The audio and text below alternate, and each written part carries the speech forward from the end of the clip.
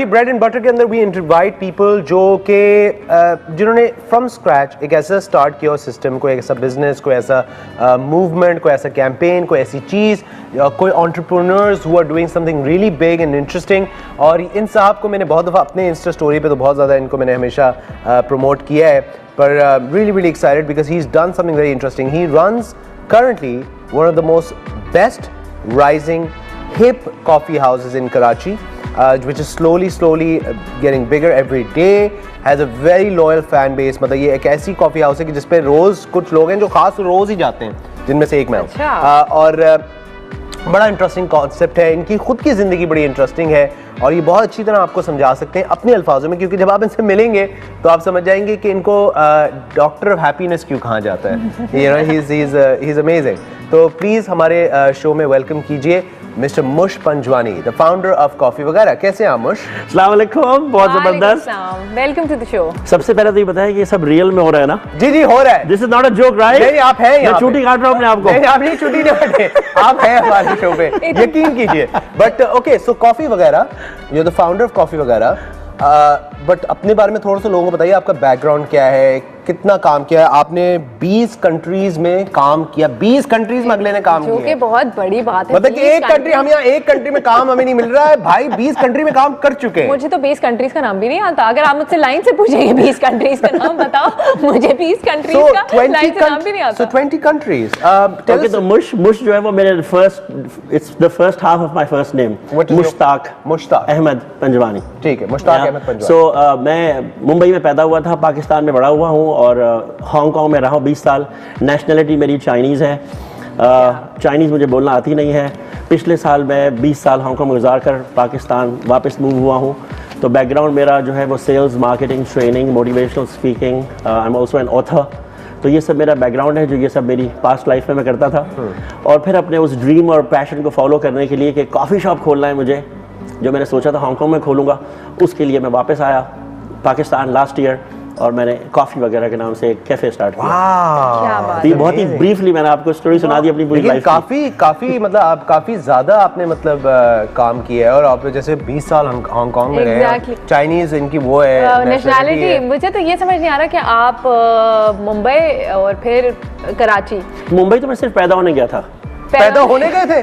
आप होने गए थे पैदा? नहीं, तो आप पैदा होने मुंबई गए तो फिर नेशनलिटी चाइना, मतलब ये नहीं, तो ये 100 साल पुरानी बात है ना। जब इंडिया पाकिस्तान शादी होके मूव हो जाते थे, तो मेरी अम्मी इंडिया की थी, तो वो शादी होके यहाँ आई थी, तो पहली बेबी के लिए अम्मी घर जाना होता है, तो मुंबई जाकर बर्थ हुई, वापस आ गया। But I grew up in Pakistan, से मैं पाकिस्तानी। और फिर हांगकांग में 10 साल रहने के बाद एक ऑप्शन होता है कि इंसान अपनी नेशनलिटी चेंज कर सकता है। तो मुझे पाकिस्तानी तो चेंज नहीं करना था, लेकिन मुझे पासपोर्ट चेंज करना था ताकि मैं ट्रैवल बेहतर तौर पे कर सकूं। ट्रैवलिंग बहुत मुश्किल हो गई थी पाकिस्तानी पासपोर्ट्स के लिए। तो 10 साल के बाद मैंने अप्लाई किया, तो नेशनलिटी मेरी चाइनीज़ हो गई, हांगकांग का पासपोर्ट मिल गया, तो थोड़ा ट्रैवल करना और काम करना बाकी कंट्रीज़ में आसान हो गया। तो कितनी आपने कहा कि हमने यहाँ पे लिखा हुआ है कि आपने 20 कंट्रीज में काम कर चुके हैं, और जो मुझे पता है क्योंकि आपने मुझे एक दफ़ा बैठ के बताई थी ये बात जब हम कॉफ़ी पी रहे थे साथ में, कि you know you worked in many countries. अब जैसे एक चीज मैं दिखाना चाहूंगा कैमरे में before we continue this conversation, जो बहुत ही अच्छी चीज है। मैं कहता हूँ ऐसा मेहमान रोज आए, अल्लाह मियाँ रोज हमारे घर ऐसा मेहमान भेजे, एक रोज आना चाहिए, रोज एक ऐसा मेहमान आना चाहिए। हम अपने प्रोड्यूसर साहब से ये विनती करते हैं कि प्लीज विनती करत हूँ, पैया पड़त हूँ कि ऐसा कोई ये देखिए हमारी टेबल पे we've got treats from coffee वगैरह which are right here. We got some brownies, we got some this is the honey and banana honey cake which is sugar free but it tastes like it's so full of sugar, which is the best part. And then there's Ausar, which is a बोरियों की एक dish है। Ausar, बोरियों sir, बिल्कुल। और हमारे पास coffee भी है, बोरियों औसर कॉफी भी है, कॉफी वगैरह के कप्स में भी, आप देखिए जरा, बिल्कुल। और मजेदार आ जाए, क्या बात है। तो अच्छा, प्रमोशन हमने काफी कर दी, पर अब हम आपकी तरफ आते हैं जी। पर तो मुझे बताइए कि जो कंट्रीज जिनकी हम बात कर रहे हैं, जितनी कंट्रीज में आपने काम किया, उसका बताएं, किन किन कंट्रीज में काम किया आपने? पूरा साउथ ईस्ट एशिया। तो हुआ ये था कि पाकिस्तान में countries, let's name the country. Australia और मिडल ईस्ट में सारी कंट्रीज, जितनी country, UAE, Qatar, Kuwait, Bahrain, Saudi, south east Asia के अंदर इंडोनेशिया, मलेशिया, सिंगापुर, फिलीपींस, सब कॉन्टिनेंट में इंडिया, पाकिस्तान, श्रीलंका और क्या बचा, या हो गई 20. ओके, मुझे बात बताएं, तो जब आप So everything from Australia to the Middle East and everything in between. So all of Southeast, all of the Asia Pacific. तो फाइनली आपने कराची में सेटल होने का और कराची में ये करने का कैसे सोचा? तो ये 20 कंट्रीज में जो है वो जस्ट टू क्लेरिफाई कि मैंने कोई जॉब्स नहीं थी, it was part of my corporate job. मैंने 16 इयर्स एक कंपनी में जॉब किया हांगकांग में. तो part of my job was to train and support the distributors which we had in these 20 countries. मुझे सॉरी अबाउट दैट. तो वहाँ पे जाके मैंने जॉब्स नहीं किए, बल्कि वहाँ पे मैं गया हूँ और वहाँ पे जाके मैंने कॉर्पोरेट्स, एंटरप्रेन्योर, सेल्स टीम्स के साथ ट्रेनिंग प्रोग्राम्स किए हैं, वहाँ के डिस्ट्रीब्यूटर्स के साथ काम किया है. So that's how I say that I have worked in those countries. Okay, मुझे अब आपसे बात पूछनी है. अब हम कॉफ़ी वगैरह की तरफ आते हैं. कॉफ़ी वगैरह की मैंने एक बड़ी इंटरेस्टिंग ये चीज़ सुनी है कि आपने हर तरह के बैकग्राउंड के लोग, हर तरह के एरिया से, किसी भी बैकग्राउंड से, किसी भी वॉक ऑफ लाइफ के लोगों को आपने नौकरियां भी दी हैं. अब जैसे एक चीज़ जो कॉफ़ी वगैरह की बड़ी फेमस हुई थी, ये सोशल मीडिया पे भी काफ़ी इस बारे में बात हुई थी. ख्वाजा सरा एक आपके बैरिस्टा थे, you had a transgender Barista जो आपकी कॉफ़ी वगैरह में नौकरी कर रहे थे. उनका नाम क्या था और बताइए कि किस तरह आपने मतलब ये सारा सिलसिला. तो मार्च में जब मैंने हायरिंग करना शुरू किया तो मेरे माइंड में बहुत ही क्लियर था कि इक्वल अपॉर्चुनिटीज वर्क प्लेस होगी. इक्वल अपॉर्चुनिटी, कोई भी इक्वल अपॉर्चुनिटीज का मतलब ये है कि जेंडर नहीं है, कोई रिलीजन की जरूरत नहीं है, उसकी कैद नहीं है. जो भी बंदा काम कर सकता है, हमारे काम का बंदा होगा या बंदी होगी, उसे हायर करेंगे. ठीक है. तो उस वक्त मेरे ख्याल में ये था कि equal opportunities will be males and females.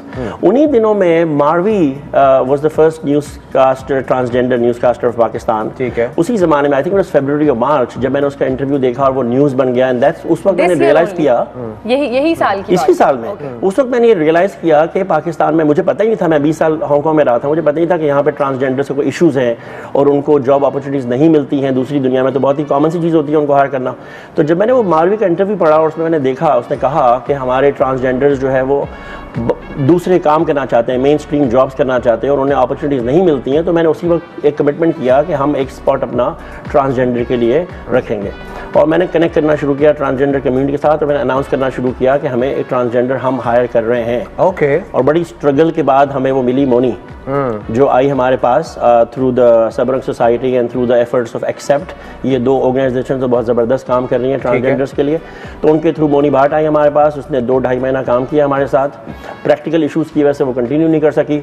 How was people's reaction? लोगों का रिएक्शन क्या था? लोगों का रिएक्शन बहुत ही पॉजिटिव था. It was amazing. यानी कि हम लोग बहुत सरप्राइज हो रहे थे, बहुत खुश हो रहे थे हाउस में आके. कि लोग बहुत एक्साइटेड हो रहे थे क्योंकि लोगों ने पढ़ा था. कुछ लोग आ रहे थे सिर्फ मोनी से मिलने के लिए, उसको कांग्रेचुलेट करने के लिए. कुछ लोग आ रहे थे. हायर करने से पहले आपने, इनको जॉब पे रखने से पहले आपने सोचा था कि इसका रिस्पांस भी अच्छा होगा या थोड़ा कोई दिमाग में ये भी था कि शायद नेगेटिव रिस्पांस हो, लोग शायद इसको अप्रिशिएट ना करें? मिक्स्ड फीलिंग्स थी मेरे माइंड में. मुझे मालूम नहीं था क्या होगा. मैंने डिसाइड किया था कि हम हायर करेंगे और देखेंगे क्या होता है and will deal with the challenges. तो सबसे पहले इंपॉर्टेंट चीज़ ये थी कि मैंने अपनी टीम को समझाया कि ट्रांसजेंडर क्या होता है.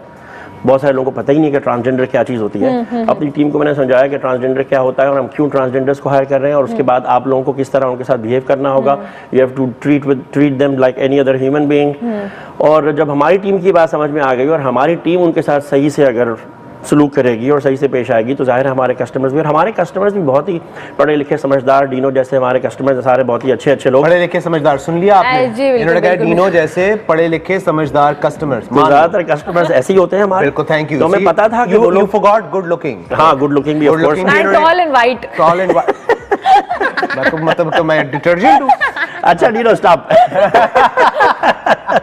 हाँ जी, प्लीज कंटिन्यू. सॉरी. तो हमारे कस्टमर्स जो है उन्होंने बहुत ही पॉजिटिवली रिस्पॉन्ड किया.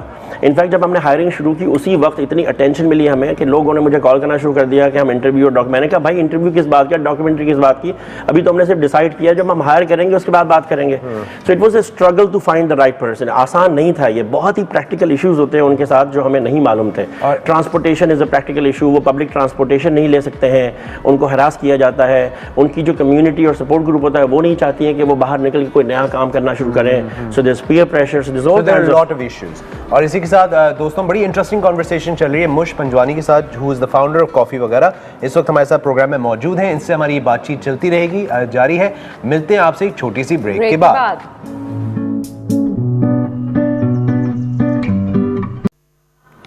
अस्सलाम वालेकुम, दिस इज मुश पंजवानी फ्रॉम काफी वगैरह। प्रोग्राम के बीच में अचानक से मुझे रिक्वेस्ट की गई कि 2-3 मिनट की मोटिवेशनल टॉक दी जाए। तो 2-3 मिनट की टॉक, आपको जो लोग मुझे सुन चुके हैं उनको पता है मेरे लिए कितनी मुश्किल होती है, क्योंकि मैं 2-3 घंटे की 2-3 दिन की ट्रेनिंग प्रोग्राम्स करता हूँ। लेकिन इस छोटे से टाइम में जो बहुत ही इंपॉर्टेंट चीज़ मैं समझा सकता हूँ लोगों को, जो बताना चाहूँगा, वो जो पिछले 30-40 साल में जो मैंने लाइफ में सीखा है और लोगों को सिखाया है और सारे सक्सेसफुल लोगों से सीखा है, वो ये है कि किसी भी काम को करने के लिए, लाइफ में कुछ ज़बरदस्त काम करने के लिए 4 स्टेप्स होते हैं। जो कुछ भी आप करना चाहते हैं लाइफ में, 4 स्टेप जरूरी है। सबसे पहला स्टेप होता है ड्रीम। एक बड़ा सा ख्वाब होना चाहिए आपके पास, कोई ख्वाब की जिसकी वजह से आपको रातों को आप सोएं तो आपको ख्वाब में वो चीज़ आए और जब सुबह उठें तो आपके माइंड में वो आए। वो एक ख्वाब होता है बहुत ही ज़बरदस्त सा, वो बहुत ही ज़रूरी है, जो कि बहुत ही आसान स्टेप है, क्योंकि हर इंसान बड़े बड़े ख्वाब देखता है। तो वो पहला वाला काम ज़्यादा मुश्किल नहीं है। दूसरा स्टेप जो है वो मुश्किल काम है, वो होता है गोल। उसको उर्दू में क्या कहते हैं, कोई वर्ड होगा उसके लिए उर्दू में बहुत ही ज़बरदस्त। लेकिन गोल में और ख्वाब में, ड्रीम में और गोल में फ़र्क यह है कि ड्रीम जो है वो एक विश होती है। जैसे कि अगर मैं कहूँ कि मुझे पूरी दुनिया घूमने का शौक़ है तो वो एक अच्छा सा ख्वाब है। लेकिन गोल ये होगा कि मैं ये कहूँ कि मैं इस साल के एंड से पहले हैदराबाद देख लूँगा। तो किसका ज़्यादा चांस है? वो इंसान का जो कहता है कि मैं एक दिन पूरी दुनिया देखूंगा, उसका ज़्यादा चांस है दुनिया देखने का, या उस इंसान का जिसने एक गोल सेट किया है कि इस साल के ख़त्म होने से पहले मुझे ये वाली जगह देखनी है, मैं इस हैदराबाद को जाकर देखूंगा। सो दैट्स अ गोल। तो सबसे डिफिकल्ट काम ये है कि जो बड़े बड़े इंसान के ड्रीम्स हैं उसमें से कुछ ड्रीम्स को उठाए, उसको गोल में कन्वर्ट करे। फ़र्क ये होता है कि गोल जो है वो स्पेसिफिक होता है, बिल्कुल ख़ास होता है, और उसकी एक डेडलाइन होती है, एक टाइम उसके लिए होता है। एक इंसान कहता है कि मैं हेल्दी और फिट होना चाहता हूँ, कब? बहुत जल्द, कब? एक दिन। तो वो एक ड्रीम है, अच्छा ड्रीम है, लेकिन उस वक्त तक कुछ नहीं होगा जब तक कि आप उसको गोल में कन्वर्ट नहीं करें। गोल में कन्वर्ट का मतलब ये होगा कि आप इंस्टेड ऑफ ये कहने के कि मैं हेल्दी और फिट होना चाहता हूं, आप ये कहेंगे कि अगले 10 हफ्ते में मुझे 10 किलो वजन लूज करना है।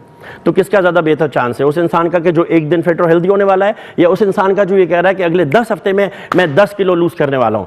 तो ये पहला स्टेप है कमिटमेंट की। एक ड्रीम में से एक चीज़ को उठाया, उसको स्पेसिफिक किया, उसके ऊपर एक कमिटमेंट किया, टाइम बाउंड के साथ टाइम सेट किया कि इस टाइम में मुझे ये करना है।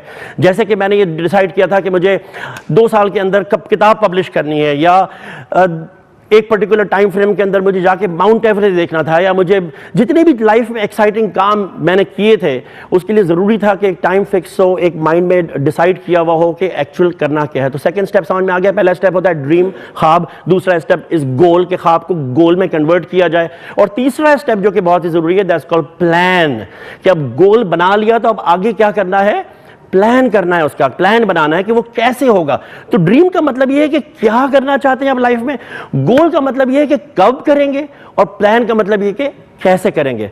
अब अगर आपको ये पता है कि क्या करना है, कब करना है और कैसे करना है, तो कैसे आपको कोई चीज रोक सकती है दुनिया की, राइट? हम आपको रोकेंगे। और क्योंकि obviously I'm so sorry. Amazing. चौथा स्टेप एक्शन। ये ना हो कि वो स्टोरी पूरी रह जाए और आप लोग क्यूरियस हो जाए कि 4 स्टेप्स क्या आते हैं, ड्रीम, गोल, प्लान, प्लान के बाद एक्शन। तो एक्शन बहुत जरूरी है, एक्शन बहुत जरूरी है। और इसी के साथ दोस्तों हम लोग हमारे पास अब वक्त खत्म हो चुका है।